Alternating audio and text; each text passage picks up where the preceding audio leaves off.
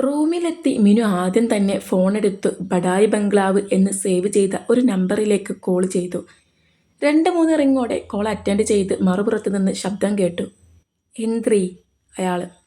"എടാ, നിക്കൊരു ദുന്തോഷ വാർത്ത പറയാനുണ്ട്." "ദുന്തോഷ വാർത്തയോ? അതെന്നാത്ത ചാതനം?" അയാൾ. "ദുഃഖവും സന്തോഷവും ചേർന്ന വാർത്ത. ഡിക്ഷണറിയിലുള്ള വാക്കുകൾ തന്നെ അറിയില്ല, പിന്നല്ലേ അതിലില്ലാത്തത്. എന്നിട്ടെന്താ അത്?" അയാൾ. "എടാ, മോങ്ങുന്നോ?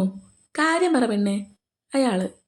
"ഞാനില്ലേ, ഇന്നില്ലേ, ആദ്യമായിട്ടില്ലേ ഒരു ജോബിന് വേണ്ടി എക്സാം എഴുതുക." അവൾ മൂക്ക് നീട്ടി അങ്ങ് വലിച്ചു. "ആഹാ, നിക്കങ്ങ് പിടിച്ചു. ബുഹാ, ഇനി വേണം ഉപ്പാനെ ബുദ്ധിമുട്ടിക്കുന്നതൊന്ന് കുറയ്ക്കാൻ." അയാൾ. "എങ്ങനെ?" "ഇനി എൻ്റെ ചെലവിൽ കഴിയാലോ."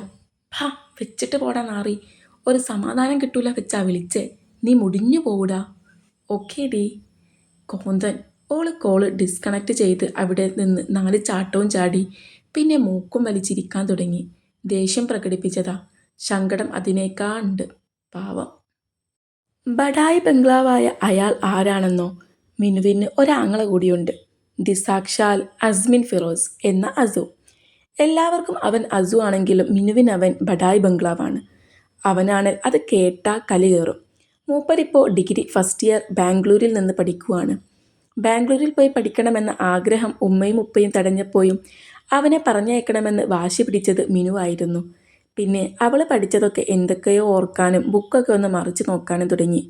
വൈകിട്ട് ഉപ്പ ലിങ്ക് അയച്ചിട്ടുണ്ടെന്ന് വിളിച്ച് പറയുന്നത് കേട്ട് അവളുടെ നെഞ്ചിടിക്കാൻ തുടങ്ങി.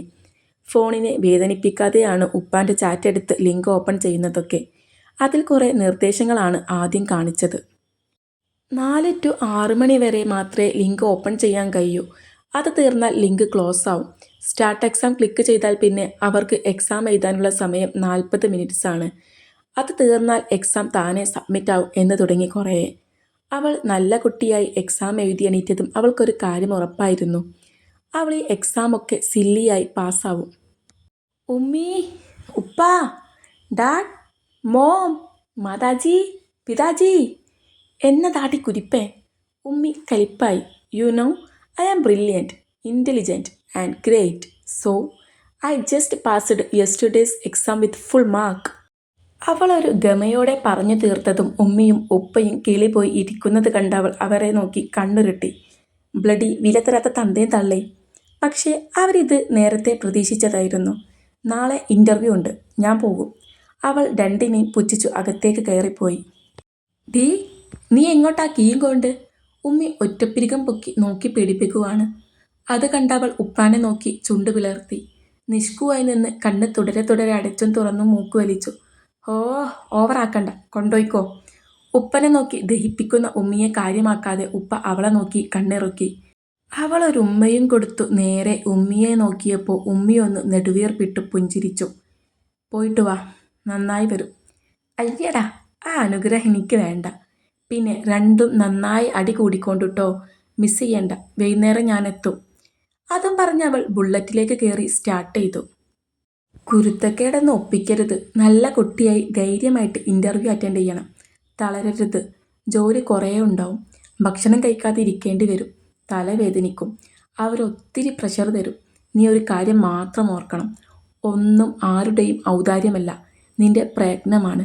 ഇത്രയും നാൾ നീ നിന്റെ പഠനത്തിനായി ചിലവഴിച്ച സമയമാണ്. ഉപ്പ അവളുടെ സ്കാർഫ് ചെയ്ത തലയിലൊന്ന് തലോടി നെറ്റിയിലൊന്ന് മുത്തി.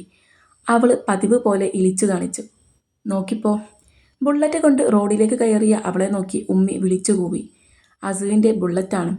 ലൈസൻസ് ഉള്ളത് കൊണ്ട് അവൾക്കുള്ള സ്കൂട്ടി കൂടാതെ അവൻ്റെ ബുള്ളറ്റും പറപ്പിച്ച് നടക്കുന്നത് അവൾക്കൊരു ഹരമാണ്. അവരറിയിച്ച ലൊക്കേഷൻ നോക്കി അവൾ എത്തിയത് ഒരു വലിയ 4 നില കെട്ടിടത്തിൻ്റെ ഗേറ്റിന് മുന്നിലാണ്. അവൾ ഉണ്ടക്കണ്ണും വിരിച്ചൊന്ന് ചുറ്റും നോക്കി. അകത്തേക്ക് കടന്ന് ബുള്ളറ്റ് പാർക്ക് ചെയ്ത് അതിൽ നിന്നിറങ്ങി. ഒരുപാട് ആളുകൾ അവളെപ്പോലെ തന്നെ വന്നിട്ടുണ്ട്. പലരും അവളെ നോക്കുന്നുമുണ്ട്. ബുള്ളറ്റ് തന്നെയാവണം കാരണം. അവരെയൊന്നും മൈൻഡാക്കാതെ കണ്ണും മീഞ്ഞു ചുണ്ടുകൂർപ്പിച്ച് ചുറ്റും നോക്കി നടക്കുമ്പോഴാണ് പാൻറ്റിൻ്റെ പോക്കറ്റിൽ കിടന്ന് ഫോൺ റിങ് ചെയ്തത്. ബഡായി ബംഗ്ലാവ് കോളി. കോളെടുത്ത് അവൾ കാതോട് ചേർത്തു. "എടി വടയക്ഷി, എൻ്റെ ബുള്ളറ്റും കൊണ്ട് വിലസാനാണോ എൻ്റെ പ്ലാന്? ഞാനങ്ങോട്ട് വന്നാൽ കൊല്ലുമെടി." എടുത്തപാടെ അവൻ പറയുന്നത് കേട്ട് അവൾ പല്ല് ഞെരിച്ചു. നിന്റെ അമ്മായിയപ്പൻ സ്ത്രീധനമായി തന്നതൊന്നല്ലല്ലോ ആ ബുള്ളറ്റ്. ഞാനും ഓടിക്കൂ. പറഞ്ഞിട്ട് കാര്യമല്ല, കയ്യെത്താ ദൂരത്തായിപ്പോയി. തരുന്നുണ്ട് ഞാൻ. അവൻ കലിപ്പിലാണെന്ന് മനസ്സിലായതും അവളൊന്ന് പുച്ഛിച്ചു. ഞാനിവിടെ എത്തി, നീ വെച്ചിട്ട് പോയേ. അവിടെ ചെന്ന് നാട്ടാരെ കൊണ്ട് പറയിപ്പിക്കണ്ട, നോക്കിയും കണ്ടും നിന്നോണ്ടു. ഓക്കേടാ. അതും പറഞ്ഞ് അവൾ നേരെ ഒരാളെ ചെന്നിടിച്ചതും അവളുടെ കയ്യിൽ നിന്ന് ഫോണ് പറന്നങ്ങ് താഴെ വീണു. അത് പോയ റൂട്ടിൽ തന്നെ നോക്കി അവളുടെ കണ്ണുകൾ അവസാനം നിന്നത് നിലത്താണ്. എൻ്റെ ജീവൻ. അതും പറഞ്ഞ് മുന്നിലുള്ള ആളെപ്പോലും നോക്കാതെ ഓള് ഫോൺ എടുത്തതും ഫോണിൻ്റെ സ്ക്രീൻ കണ്ട് ചുണ്ടു ചുളുങ്ങിയിരുന്നു. അപ്പോഴേക്കും ഏത് വൃത്തികെട്ട ചിലന്തിയ ഇതിന്മേ ബലനിതേ. അവൾ ചുണ്ടുകൂപ്പിച്ചു നേരെ നോക്കിയതും അവളെ കത്തുന്ന കണ്ണോടെ നോക്കുന്ന ഒരു ചെറുപ്പക്കാരൻ. സാധാ ടീഷർട്ടിന് മുകളിൽ കോട്ടിട്ട് മുട്ടുകീറിയ ജീൻ പാൻറ്റും ഷൂസും. മൊത്തം ഒന്ന് സ്കാൻ ചെയ്ത് തീർന്നപ്പോൾ അവളുടെ ഫോണിൽ നിന്ന് അസുവിൻ്റെ സൗണ്ട് കേട്ട് അവൾ ഫോണിലേക്ക് നോക്കി. സ്വബോധം വന്ന പോലെ അവൾ കണ്ണുരുട്ടി മുന്നിലുള്ള ആളെ നോക്കിയിട്ട് പല്ല് കടിച്ചു. മുഖത്ത് 2 കുഞ്ഞി കണ്ണുണ്ടല്ലോ, നോക്കിയും കണ്ടു നടന്നൂടേരോ. അവൾ അയാൾക്ക് നേരെ കുരച്ചു ചാടി.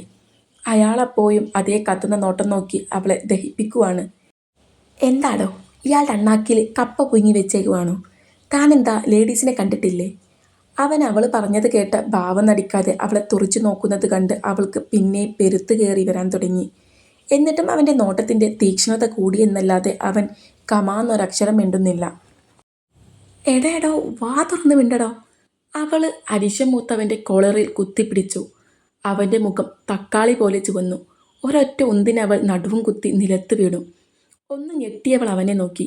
ചിറഞ്ഞുകൊണ്ട് സൈഡിലേക്ക് നോക്കുന്നവൻ്റെ ദൃഷ്ടി പതിച്ചിടത്തേക്ക് അവളും നോക്കി. 2 പീസായി കിടക്കുന്ന ഒരു ഐപാഡ്. അവളുടെ ഉണ്ടക്കണ്ണുകൾ വല്ലാതെ മീഞ്ഞു. അവനെ നോക്കാതെ എണീറ്റവൾ തല പൊക്കിയതും അവൻ്റെ നോട്ടം കണ്ട് 1-2 അടി പിന്നിലേക്ക് വെച്ചുപോയി. You, how dare you, the bloody stupid. വലിഞ്ഞു മുറുകിയ അവൻ്റെ മുഖം വല്ലാണ്ട് ചുവന്നിരുന്നു. കൈമുഷ്ടി ചുരുട്ടിപ്പിടിച്ചുകൊണ്ടവൻ അവൾക്ക് നേരെ അലറിയതും അവൾ കണ്ണും മീഞ്ഞ് അവനെ നോക്കി. സോറി, അത്രേ പറഞ്ഞുള്ളൂ. അതിനെ അവൾക്കായുള്ളൂ. അവൻ്റെ നോട്ടത്തിന് മുന്നിൽ അവളുടെ നാക്കുകൾ ആരാലോ ബന്ധിപ്പിക്കപ്പെട്ട പോലെ. എന്താടി, നിനക്കിപ്പോൾ ചിലക്കാൻ വയ്യേ? ഓരോന്ന് കെട്ടിയിറങ്ങിക്കോളും മനുഷ്യനെ മെനക്കെടുത്താൻ. ഒരൊറ്റ അടിക്കില്ല. നീ എന്താടി ചോദിച്ചേ? ലേഡീസിനെ കണ്ടിട്ടില്ലെന്നോ? പറഞ്ഞു തരാടി ഞാൻ, ഇങ്ങടുത്തേക്ക് വാ. അവൻ്റെ പിടയ്ക്കുന്ന ഞരമ്പിലേക്കും ചുവന്ന മുഖത്തേക്കും നോക്കാനാവാതെ തല താഴ്ത്തി നിന്ന് വിറക്കുന്ന മിനുവിനടുത്തേക്ക് നടന്നുകൊണ്ടവൻ ചീറിയതും അവൾ പേടിയോടെ അവനെ നോക്കി. ഞാൻ സോറി പറഞ്ഞല്ലോ. അവൾക്ക് കണ്ടം ഇടറുന്ന പോലെ തോന്നി. അവനടുത്തേക്ക് നടക്കും തോറും അവളുടെ പാദങ്ങൾ പിറകോട്ടാഞ്ഞു. ഇനി മേലാൽ എൻ്റെ നേരെ നിന്റെ നാക്ക് പൊങ്ങിയാൽ. അവനൊന്ന് നിർത്തി. വല്ലാത്തൊരു നോട്ടവും നോക്കി നേരെ ഓഫീസിൻ്റെ ഭാഗത്തേക്ക് കാറ്റ് പോലെ നടന്നു. അവൾ കയ്യിൽ അമർത്തിപ്പിടിച്ച ഫോണിൽ നിന്നും കേൾക്കുന്ന അസുവിൻ്റെ ശബ്ദത്തിലേക്ക് കാതോർത്തു. ഡീ, are you okay? Who is that? നീ അവിടെ എന്നതാടി ഒപ്പിച്ചേ? എടീ, ഒന്ന് മിണ്ടടി, കേൾക്കുന്നുണ്ടോ? അവളൊന്ന് മൂളി പിന്നെ വിളിക്കാമെന്ന് പറഞ്ഞ് കോള് കട്ട് ചെയ്തു. ഒന്ന് നീട്ടി ശ്വാസം വലിച്ചു വിട്ട് അവൻ പോയ ഭാഗത്തേക്ക് നോക്കി പോയിട്ടുണ്ടെന്ന് ഉറപ്പാക്കി. അവിടെയെങ്ങും അവൻ്റെ പൊടി പോലും ഇല്ലെന്ന് കണ്ട് അവളുടെ ഉണ്ട കണ്ണുകൾ കുറുകി, ചുണ്ടു ചുളുങ്ങി. ഒന്ന് മൂക്ക് വലിച്ച അവൻ പോയ ഭാഗത്തേക്ക് നോക്കി പുച്ഛിച്ചു. അങ്ങേരാരാന്നാ ഓൻ്റെ വിചാരം? എന്നെ ഓൻ എന്ത് ചെയ്യൂന്നാ? മൂക്കിൽ വലിച്ചു കയറ്റോ? നിക്കാരെയും പേടില്ല. അല്ലേ തന്നെ ഓനൊക്കെ എന്നെ ഒന്ന് ബഹുമാനിച്ചാൽ എന്താ? ഞാനൊരു പാവല്ലേ? അവൾ അവിടെ നിന്ന് കാലിട്ടടിച്ചു. പിന്നല്ല, കണ്ട വായിൽ വിരലിട്ട ഊമ്പിത്തുപ്പുന്ന ഐറ്റമാണെന്ന് തോന്നുകയേയില്ല. അപരിചിതമായ ശബ്ദം കേട്ടവൾ പിറകിലേക്ക് നോക്കിയതും അവിടെ വേറെയൊരു ചെറുപ്പക്കാരനും പെൺകുട്ടിയും വാ പൊത്തിച്ചിരിക്കുന്നത് കണ്ട് അവളുടെ ചുണ്ടും നെറ്റിയും ഒരുപോലെ ചുളിഞ്ഞു. നിങ്ങൾക്കൊക്കെ എന്നെപ്പറ്റി എന്തറിയാം? ഞാനേ അസ്മിനയാ, ഒരു പച്ച പാവം.